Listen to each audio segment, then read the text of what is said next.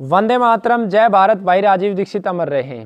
आज का ये वीडियो जो भी देशभक्त साथी अपने रोजगार के साथ साथ देश सेवा करना चाहते हैं उनको समर्पित है। राजीव दीक्षित गुरुकुल जो बाबा जयराम दास जी की पावन भूमि पर स्थित है, इस गुरुकुल के अंदर हमें 2 भोजन कर्मचारियों की आवश्यकता है। 30 विद्यार्थी और 10 कार्यकर्ताओं का भोजन रोजाना बनता है। तो 2 साथियों की आवश्यकता है जो भोजन निर्माण के कार्य में निपुण हो।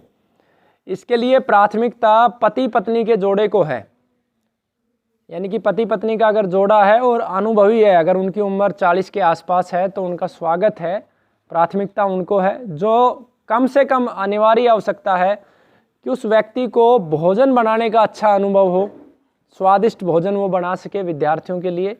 दूसरा, वो भावनात्मक रूप से हो, क्योंकि हमने जो ऑब्जर्व किया है कि भोजन बनाते समय उनकी भावनाएं अच्छी नहीं होती हैं। वो ये देखते हैं कि कहीं बच्चा ज़्यादा तो भोजन नहीं खा रहा है ताकि उनका काम जल्दी ख़त्म हो जाए। तो ऐसी भावना के व्यक्ति ना आए।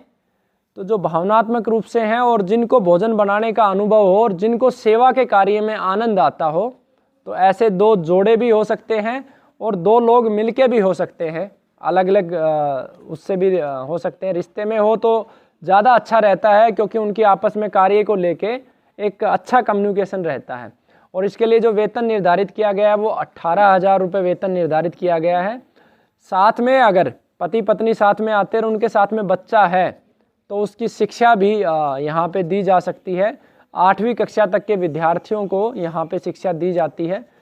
केवल लड़कों के लिए ये व्यवस्था है। अगर कोई इमरजेंसी है या कुछ ऐसी परिस्थिति है तो छोटी बिटियाओं को भी रखा जा सकता है। तो ये पहला कार्य है।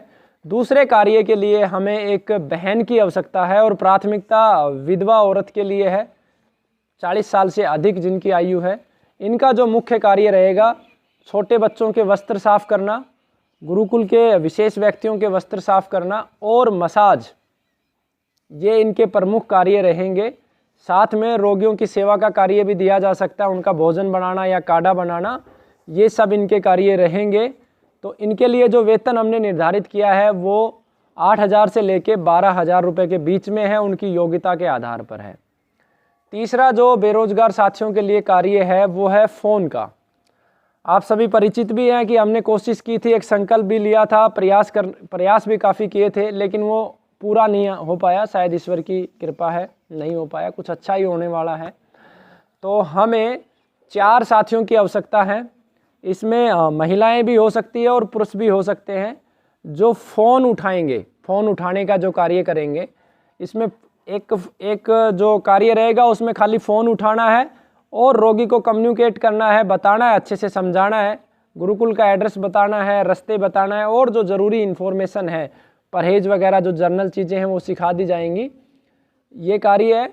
और जो दूसरा कार्य है उसके अंदर आपको चिकित्सा का अनुभव होना चाहिए।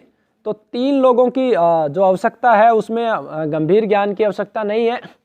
हिंदी भाषी हो, मधुर भाषी हो और गुस्सा नहीं आता हो, फर्स्ट एड नहीं होते हो। तो 3 ऐसे साथी चाहिए और एक जो साथी हमें चाहिए जिसे चिकित्सा का बेसिक ज्ञान हो। तो जो चौथा जो साथी है उसकी आवश्यकता होगी कि हम एक पूरे राष्ट्र को एक नंबर हम जारी करना चाहते हैं, हेल्पलाइन नंबर हम जारी करना चाहते हैं, जिसके माध्यम से निःशुल्क चिकित्सा की जाए। कहीं से भी, भारत और भारत के बाहर से कहीं से भी फ़ोन आए और उस फ़ोन के माध्यम से हम उसे गाइड कर सकें कि शुगर में क्या औषधियाँ लेनी है, थायराइड में क्या औषधियाँ लेनी है, कैंसर में क्या औषधियाँ लेनी है। तो उसे अगर बेसिक ज्ञान होगा तो आगे जो प्रशिक्षण का कार्य है वो हम पूरा कर लेंगे। तो ये 4 साथियों की आवश्यकता है। और इसके लिए जो वेतन है ये कार्य के आधार पे है। ये 7,000 रुपये से लेके और लगभग 25,000 रुपये तक हो सकता है।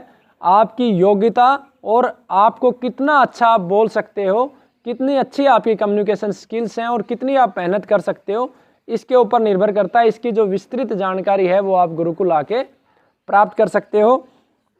इसके अतिरिक्त अखंड भारत स्वाभिमान जो 3 प्रकार के कार्यकर्ताओं की नियुक्ति करता है, जीवनदानी कार्यकर्ता, समयदानी कार्यकर्ता और वेतन आधारित कार्यकर्ता। तो ये जो पहली पोजीशन थी ये वेतन आधारित कार्यकर्ताओं की थी। और जहाँ कार्यकर्ता शब्द का प्रयोग होता है वहाँ पे कार्य की सीमा समाप्त हो जाती है। एक वेतनभोगी कर्मचारी और कार्यकर्ता में जहाँ हम अंतर देखते हैं, वो अंतर मात्र इतना सा है कि जो वेतनभोगी कर्मचारी है उसका कार्य और समय निर्धारित होता है, लेकिन जो कार्य करता है, परिवार तो हर व्यक्ति को पालना है, तो उसके लिए तो आपको अर्थ की आवश्यकता होती है, लेकिन जहाँ कार्यकर्ता शब्द जुड़ जाता है वहाँ पे कार्य की सीमाएं समाप्त हो जाती हैं। आपको राष्ट्र के लिए किसी भी समय कार्य करना पड़ सकता है, जहाँ जब जैसी आवश्यकता हो। तो जो वेतन आधारित कार्यकर्ता था, इनकी सूचना मैं दे चुका हूँ। उसके अतिरिक्त हमें समयदानी कार्यकर्ताओं की भी आवश्यकता है और जीवनदानी कार्यकर्ताओं की आवश्यकता है। लगभग भारत में 751 गुरुकुल खुलने हैं और उसके लिए हमें लगभग 751 जीवनदानी कार्यकर्ता चाहिए, जो प्रत्येक गुरुकुल पर एक एक हम निर्धारित करेंगे। तो जीवनदानी कार्यकर्ता के जीवन की संपूर्ण जिम्मेवारी गुरुकुल लेता है। उनको 2 समय का भोजन, वस्त्र और उनकी जो बीमारी है उसकी भी जिम्मेवारी लेता है। और जो उनके माता पिता हैं उनकी व्यवस्था भी आने वाले समय में, जो हमारा एक राज्य स्तरीय गुरुकुल खुलेगा उसमें अच्छी व्यवस्था उसकी होगी, तो वो जिम्मेवारी भी अखंड भारत स्वाभिमान लेता है। तो जो भी साथी इस कार्य को करना चाहें उन सबका स्वागत है। वंदे मातरम, जय भारत। भाई राजीव दीक्षित अमर रहें।